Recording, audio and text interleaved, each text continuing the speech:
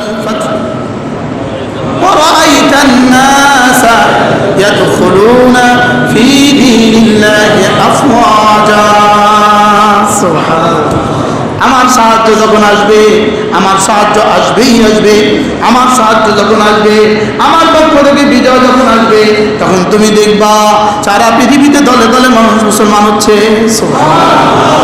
দলে দলে মুসলমান, একজনও মুসলিম থাকবে না, একটা কাফেরও পৃথিবী থাকবে না। সুবহানাল্লাহ বলেন, একটা কাফেরও পৃথিবীতে কি আল্লাহ আল্লাহ আল্লাহ আকবার কবিরা এমন একদিন আসবেই আসবে ইনশাআল্লাহ। বলেন ইনশাআল্লাহ।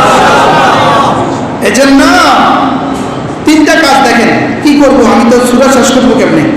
আকিমুস সালাতা ওয়া আতুজ যাকাতা ওয়া আকরিদুল্লাহ কারদান হাসানা। ওয়া আকিমুস সালাত, নামাজ পড়ো। ফজর আছে না নাই? আছে আছে আছে।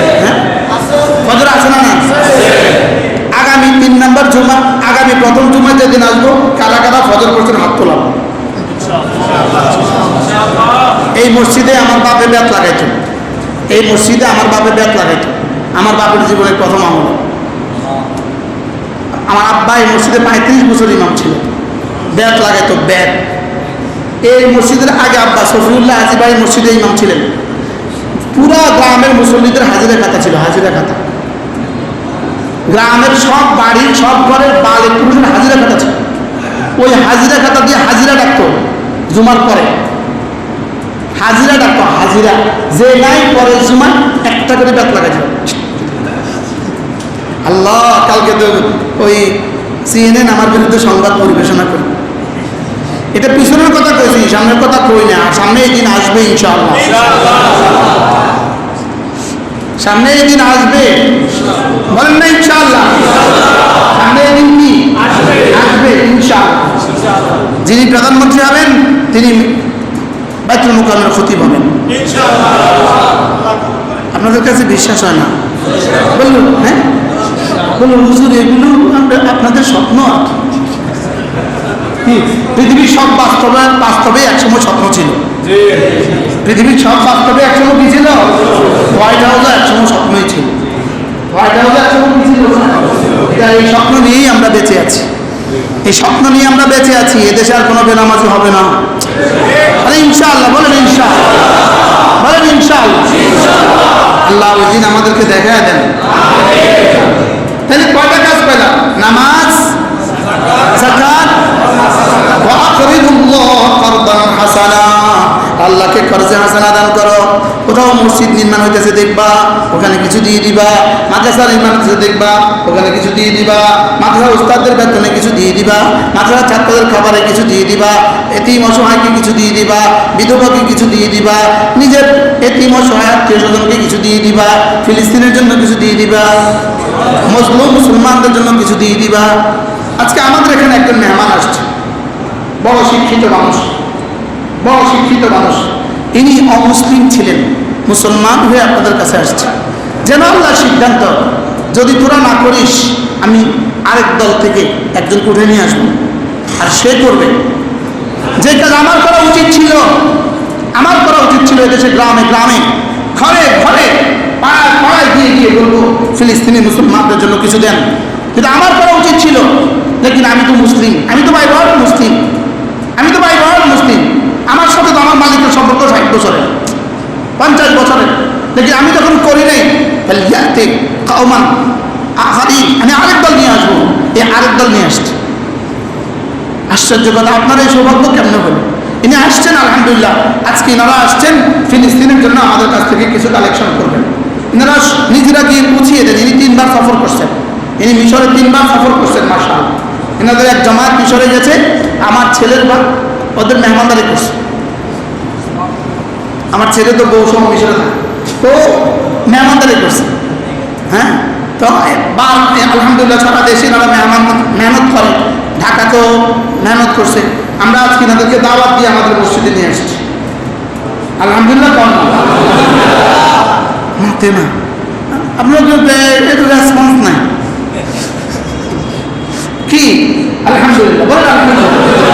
আমরা একদিন খুঁজছিলাম যে কার হাতে তুলে দিব, কাকে দিব, কাকে দিব। এদেশে তার ইয়ের অভাব নাই, এই জন্য ইনারা একটা সংস্থা করছে, ওটার নাম দিছে Hafizi charitable society, Hafizi charitable society of Bangladesh. এটার মধ্যে তারা আলহামদুলিল্লাহ বিভিন্নভাবে তারা যে খ্যাতগুলো করছে, ওই খ্যাতমতের অনেক সচিত্র প্রতিবেদন এখানে আছে, সচিত্র প্রতিবেদন এখানে আছে। এই জন্য আলহামদুলিল্লাহ আমরা বিশ্বস্ত, আমরা নির্ভর করতেছি আল্লাহ তাআলা যেন ওনাদেরকে খ্যাতমতটাকে কবুল করেন।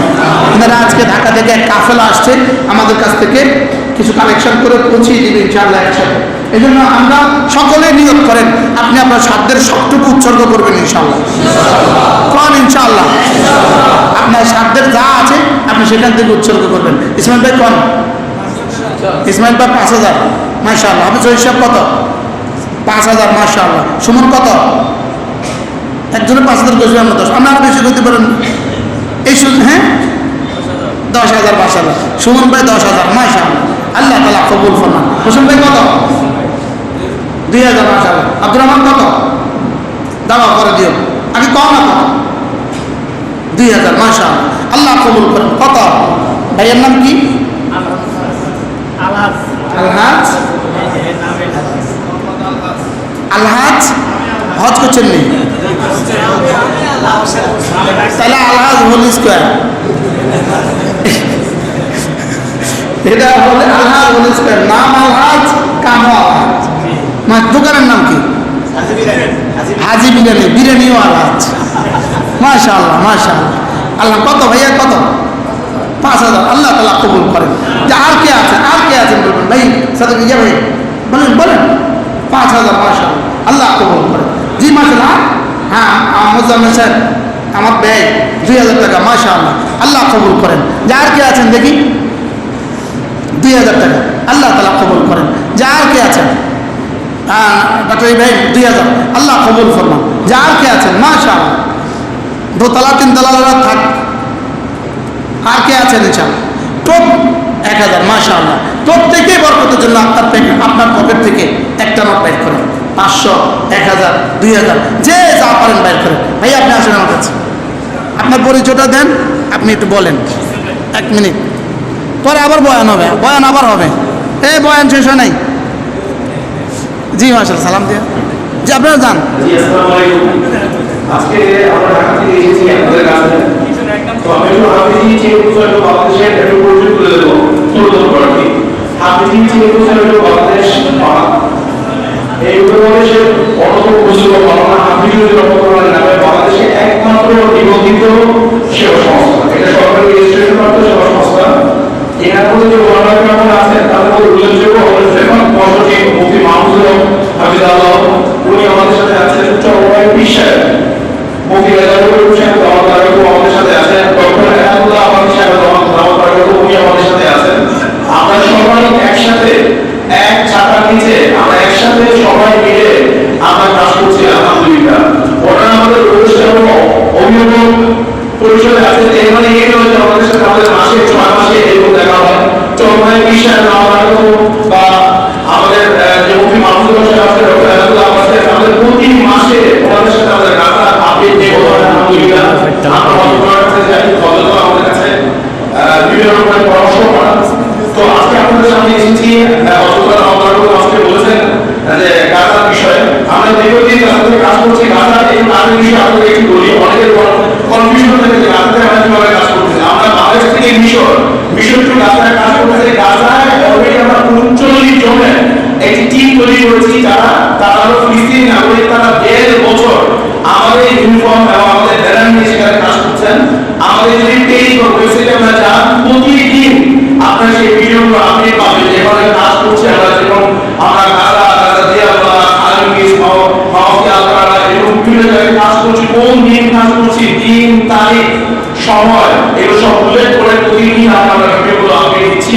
আলহামদুলিল্লাহ আমরা দীর্ঘদিন কাজ করছি। তো আমরা এখানে আজকে আপনাদের সামনে এই ইনফরমেশনটা বোঝানোর জন্য এসেছি। আরেকটা অনুরোধ নিয়ে আমরা এসেছি। হযরত আলহামদুলিল্লাহ ইসলাম গ্রহণ করেছেন আজকে 8 বছর। ইসলাম গ্রহণ করার পর যেরকম যে হকার ওনার কামনার করা শুনে আমার জীবনের মধ্যে পরিবর্তন হয়েছে, তার মধ্যে হযরত একজন। তো আমি হযরতের কাছে এটা বিভিন্ন অনুরোধ করবো যে হযরত আমাদের হাফিজি চেয়ে বাংলাদেশের উপদেষ্টা মণ্ডলীতে যুক্ত হন। এটা আমাদের সবার চাহিদা। সবাই আসতে চেয়েছেন কিন্তু সবাই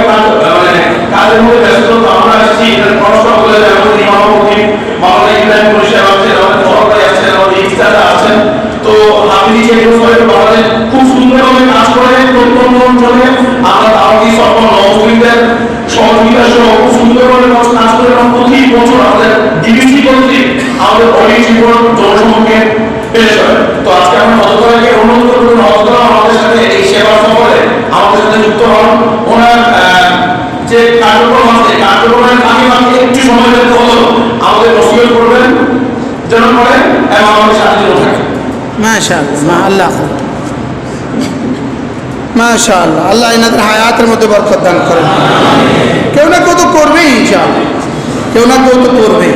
আল্লাহ তাআলা এনাদেরকে কবুল করেন, এনাদের এই মেহনতকে আল্লাহ তাআলা কবুল করেন। গাজার ভাই বোনদেরকে, অসহায় ভাই বোনদের মুখে আল্লাহ তাআলা লোকমা তুলে দেন, আল্লাহ তাআলা তাদের খাবারের ইন্তজাম করে দেন। গাজার বাচ্চাদের মুখে আপনার 2000 মাস গাজার বাচ্চাদের মুখে আল্লাহ তাআলা খাবারের ইন্তজাম করে দেন। ইনশাআল্লাহ মুসলমানদের ভূমি মুসলমানদের কাছেই থাকবে ইনশাআল্লাহ। মুসলমানদের ভূমি মুসলমানদের কাছেই কি থাকবে ইনশাআল্লাহ। বাইতুল মুকাদ্দাস মুসলমানদের কাছেই থাকবে, কিয়ামত পর্যন্ত মুসলমানদের কাছে থাকবে। যে ভূমিকে আল্লাহ তাআলা মুবারাকা বলেছে, নিজে বলেছেন মুবারাকা। সুবহানাল্লাযী আসরা বিআবদিহি লাইলাম মিনাল মাসজিদিল হারাম ইলাল মাসজিদিল আকসা আল্লাযী বারাকনা হাওলাহু লিনুরিয়াহু মিন আয়াতিনা। যে দোতলা যারা আছে দোতলায় একটু উঠান, আমাদের লোক আছে দোতলা প্রত্যেকেই একটু হাত দেন, পকেটে হাত দেন। দোতলা, তিনতলা, চারতলা, নিচে মেয়েরা আছেন, প্রত্যেকেই ফিলিস্তিনের মুসলমানদের জন্য, ফিলিস্তিনের অসহায় নারী শিশুদের জন্য, ফিলিস্তিনের মানুষগুলোর জন্য কিছু দেন। প্রত্যেকেই পকেটে হাত দেন, আল্লাহ তাআলা কবুল করেন। প্রত্যেকেই বরকতের জন্য শরীক হন। এখন যারা দিতে পারেন নাই তারা একটু পরে যদি আমাদের কাছে দেন ইনশাআল্লাহ আমরা সেটাও পৌঁছিয়ে দেব। আমাদের ইসমাইল ভাই, আমাদের মুয়াজ্জিন সাহেব, ওনাদের কাছে পৌঁছিয়ে দিলেও ইনশাআল্লাহ পৌঁছে যাবে ইনশাআল্লাহ। আল্লাহ তাআলা তৌফিক দান করেন, আল্লাহ তাআলা কবুল করেন। তাহলে আমরা কি শুনছিলাম আজকে বলেন? কি শুনছিলাম? তাহাজ্জুদ। কি শুনছিলাম? তাহাজ্জুদ। তাহলে আমরা তাহাজ্জুদ পড়ার চেষ্টা করবো তো ইনশাআল্লাহ। তাহাজ্জুদের মূল মাকসাদ, আল্লাহ তাআলা বলেন তাহাজ্জুদের মূল মাকসাদ হলো তুমি যদি তাহাজ্জুদের তেলাওয়াত করো তো আমি না তোমার কলিজায় কোরআনে কারীমকে বসিয়ে দিব। তোমার কলিজায় কোরআনে কারীমকে কি করে দিব? বসিয়ে দিব। এই জন্য আমাদের হেফজখানার ছাত্ররা সবক মুখস্থ করে কখন? ভোররাত। হেফজখানার ছাত্ররা ভোররাতে কি করে? সবক মুখস্থ করে। এই জন্য ভোররাতে সবক মুখস্থ হয় বেশি। আমরাও ছাত্র জীবনে আব্বা ভোররাতে আমাদেরকে উঠিয়ে দিতেন, বলেন ভোররাতে পড়ো, ভোররাতে পড়ো। ভোররাতে দেমাগ সতেজ থাকে, পরিবেশ নীরব থাকে। এই জন্য ভোররাতে পড়লেই কি হয়? পড়া বেশি মুখস্থ হয়। তা আল্লাহ তাআলা বলেন ইন্না নাশিআতাল লাইলি হিয়া আশাদ্দু ওয়াকআন ওয়া আকওয়ামু কিলা। আপনি যদি রাত্রে উঠেন, এই রাত্রে উঠাটা আপনার হৃদয়ে কোরআনে কারীমকে বেশি বসিয়ে দিবে। কোরআনে কারীম বসার জন্য সহায়ক হবে। কোরআনে কারীম হৃদয়ে বসার জন্য কি হবে? সহায়ক হবে। যদি সুযোগ থাকে আল্লাহ রাসূল হযরত আয়েশা সিদ্দিকা রাদিয়াল্লাহু তাআলা বলেন রাসূল 8 রাকাতের নিচে পড়তেন না। সুবহানাল্লাহ। রাসূল 8 রাকাতের নিচে তাহাজ্জুদ পড়তেন না। 8 রাকাত, ভিতর 3 রাকাত 11 রাকাত, অথবা 10 রাকাত, ভিতর 3 রাকাত 13 রাকাত। আচ্ছা, রাসূলের নামাজ 10 রাকাত, 9 রাকাত, 11 রাকাত, 13 রাকাত ছিল, ভিতর শেষে ছিল।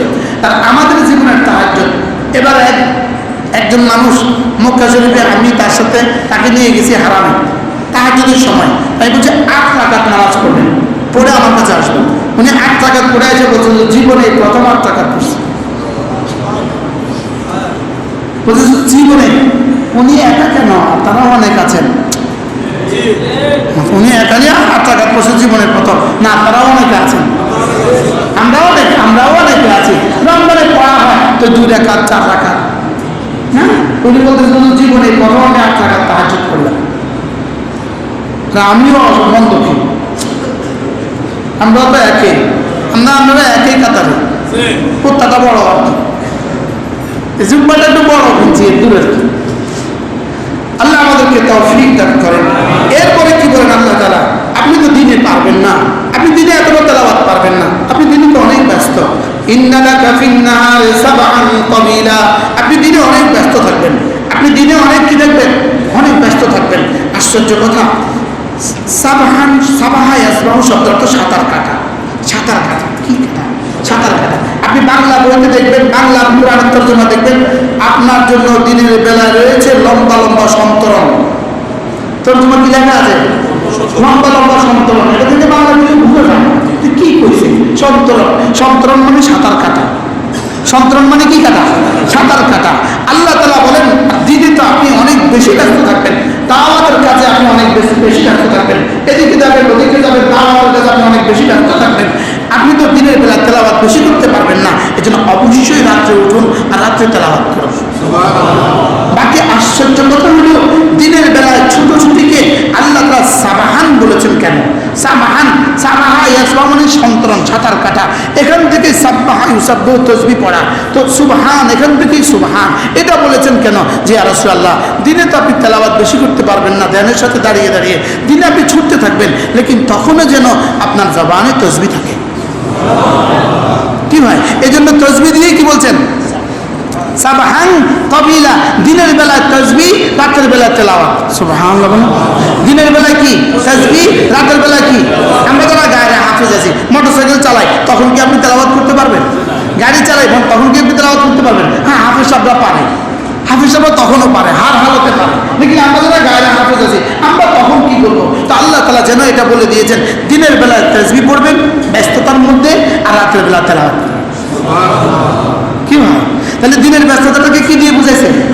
সাবহান তাবিলা, ইন্না লাকা ফিন নারি সাবহান তাবিলা ওয়াজকুর ইসমা রাব্বিক ওয়া তাবাক্কাল ইলাইহি তাবতিলা। ওয়াজকুর ইসমা রাব্বিক, আর আপনি আপনার রবের জিকির করুন। ওয়াজকুর ইসমা রাব্বিক, আপনি রবের জিকির করুন। বলেন কি বলছে? বলেন। আপনি বলবেন জিকির ছাড়া আর কোনো ওয়াজ নাই আপনার কাছে, জিকির ছাড়া আর কোনো কাম নাই আমার কাছে।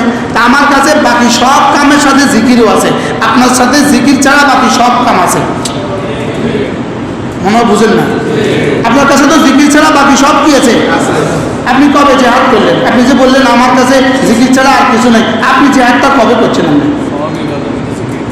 সব ইবাদত জিকির। বলেন।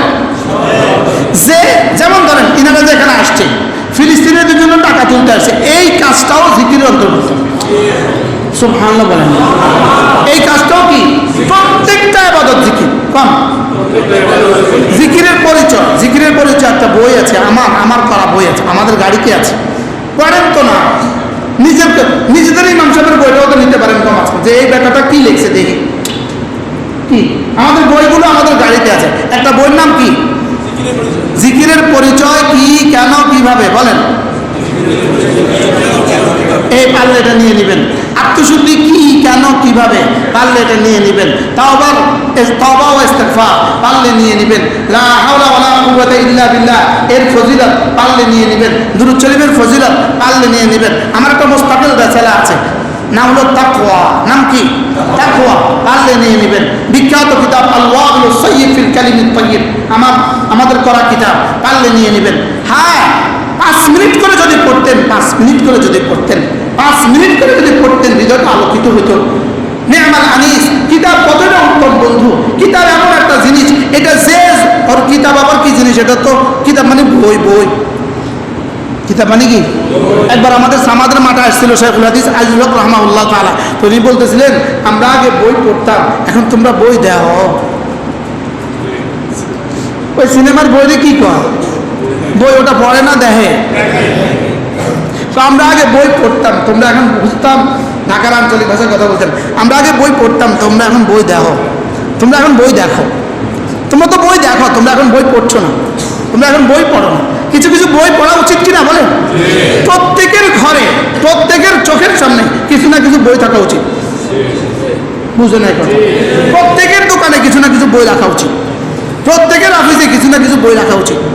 আপনার কি বলে, আপনার ড্রয়িং রুমে, আপনার ডাইনিং রুমে, আপনার রুমে কিছু না কিছু বই রাখা উচিত। উচিত না? উচিত না বলেন? জিকির কি, কেন, কিভাবে, আত্মশুদ্ধি কি, কেন, কিভাবে। ইনশাআল্লাহ আমরা এখন আরেকটা বই করছি, এটা আদ্দা ওয়াদ দাওয়া, এটার নামকরণ এখনো হয় নাই। আদ্দা ওয়াদ দাওয়া অর্থাৎ রোগ এবং ঔষধ। বলেন। রোগ এবং কি, এটা আমাদের আলহামদুলিল্লাহ বাংলা হয়ে গেছে, ছাপা চলে আসবে ইনশাআল্লাহ। আদ্দা ওয়াদ দাওয়া এটাও চলে আসবে ইনশাআল্লাহ। তাইলে আমরা কি করব? কিছু না কিছু জিকির আজকাল করবো তো ইনশাআল্লাহ।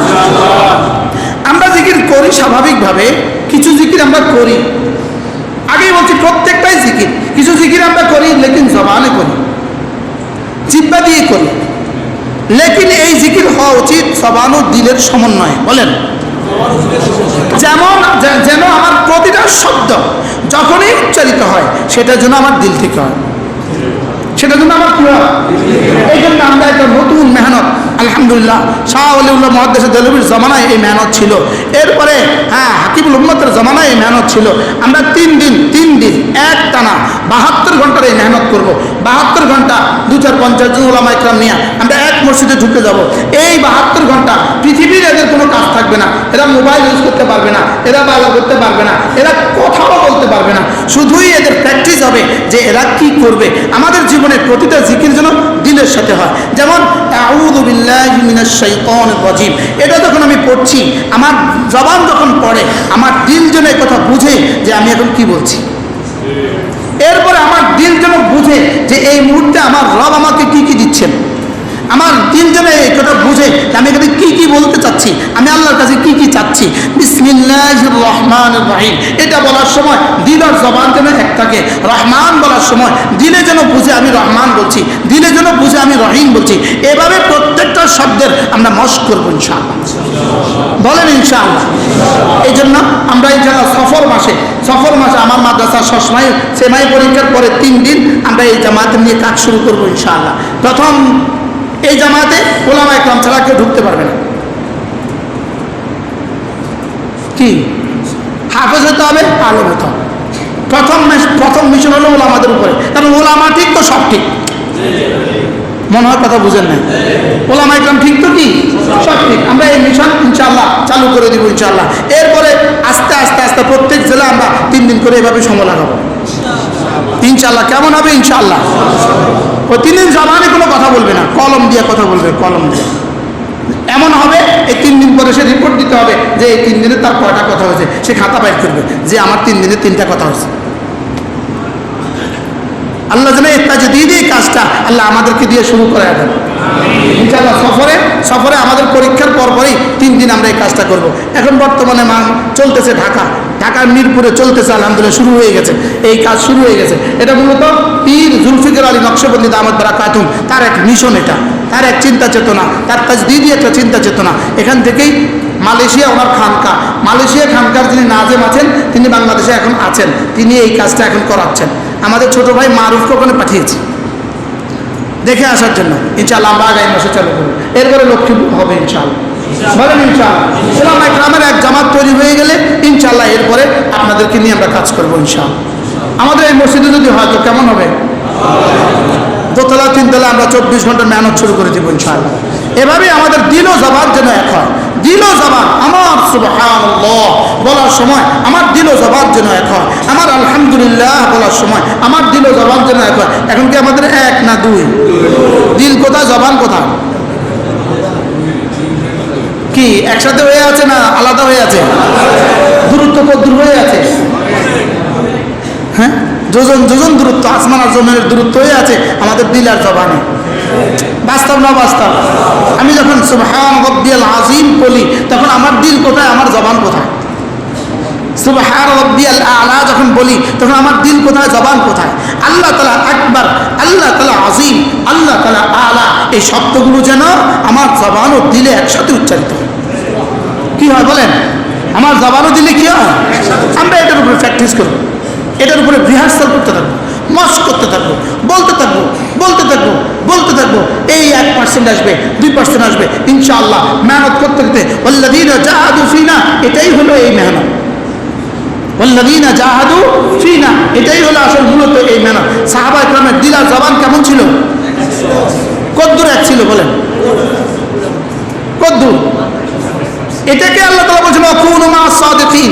সাদিকিনের তরজমা কি? সত্যবাদী। আমরা বলি সত্যবাদী। এই সত্যবাদী অর্থ কি? মান সাদাকা কলবুহু লিসানা, যার দিল ও জবান এক। সুবহানাল্লাহ বলেন। ওয়াকুনু মা'আস সাদিকিন, দিল ও জবান কি এক। দিলে যা আছে মুখে তাই বলে, মুখে যা আছে দিলে তাই আছে। মুখে আকবার আছে তো দিলেও আকবার আছে, মুখে আজিম আছে দিলেও আজিম আছে, মুখে আলা আছে দিলেও আলা আছে। বুঝেন নাই কথা? দিলে মুখে লাভবায়ক আছে, দিলে কি?